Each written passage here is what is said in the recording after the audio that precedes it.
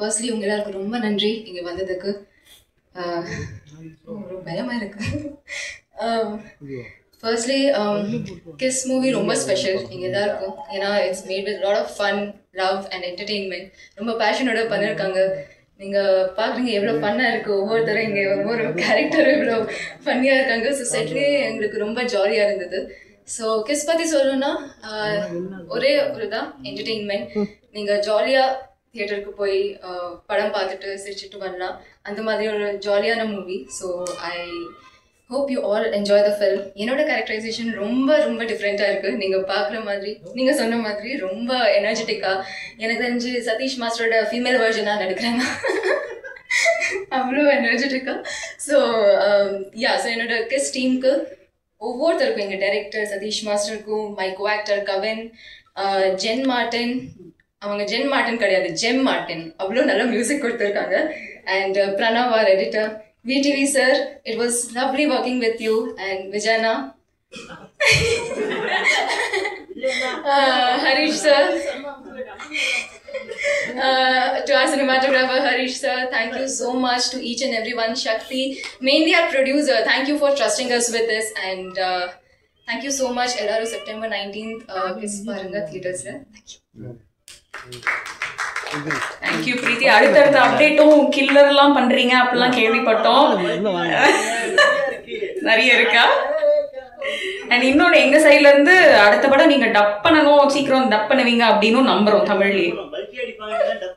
Super sir, thank you பிரீத்தி.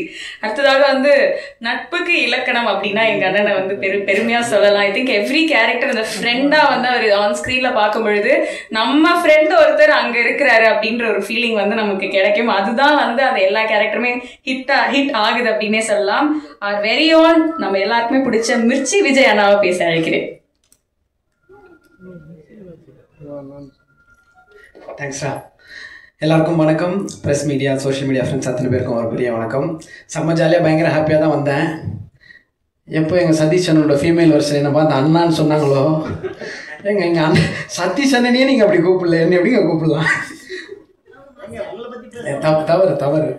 தவறுண்ணே.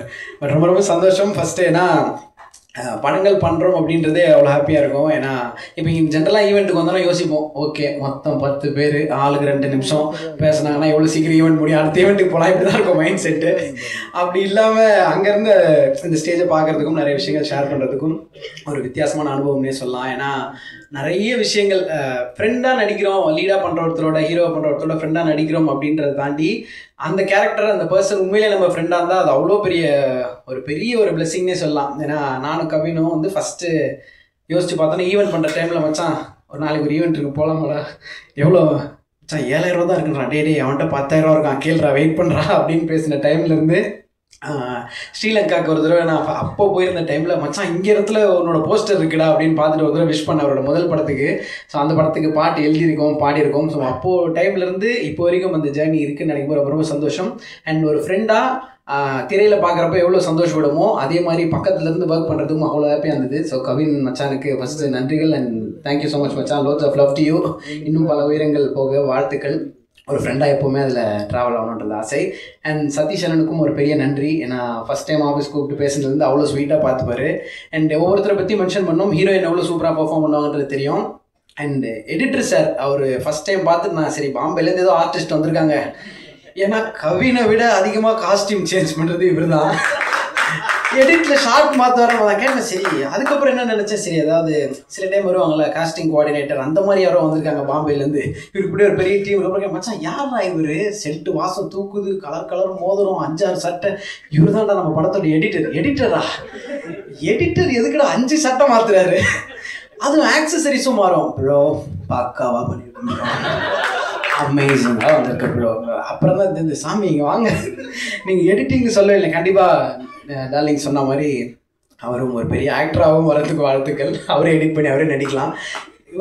ஒரு blessing நடக்கும். யோசிச்சு பாருங்கள், என்னோடய பிளெஸ்ஸிங் என்னோட அப்பா விடிவி கணேஷ் சார், அந்த குடும்பம் எப்படி இருக்குன்னு யோசிச்சு பாருங்கள். அவருக்கு பையன் நான், அவ்வளோ அமேசிங்காக இருக்கும். நீங்கள் ஷூட் இன்னொரு 4 நாள் எக்ஸ்டெண்ட் பண்ணால் கூட பரவாயில்ல அப்படின்ற மாதிரி இருக்கும். ஏன்னா அவரோட எக்ஸ்பீரியன்ஸு அவர் ஒரு விஷயத்தை டெலிவரி பண்ணுற விதம் எல்லாம் அவ்வளோ ஜாலியாக இருக்கும். அந்த ஜாலியை தாண்டி நிறைய நாஸ்டாலஜிக்கான விஷயங்கள்லாம் சொல்லுவார். அது நம்ம பெரிய டேக்அவே இருக்கும். இன்னும் அந்த வைபாக, இன்னும் அவ்வளோ யங்காக, இன்னும் இவ்வளோ எனர்ஜெட்டிக்காக இருக்கிறதுக்கு அவருடைய மைண்ட் செட் மட்டும்தான் ஒரு பெரிய ரீசன் அப்படின்றது அவரோட பழகும்போது தெரியும். Thank you sir for all the amazing lesson. Thank you. And DOP sir, அவர் அமேசிங்கான ஒர்க் பார்த்துருக்கோம், இதுலேயும் நீங்கள் பார்ப்பீங்க, ரசிப்பீங்க.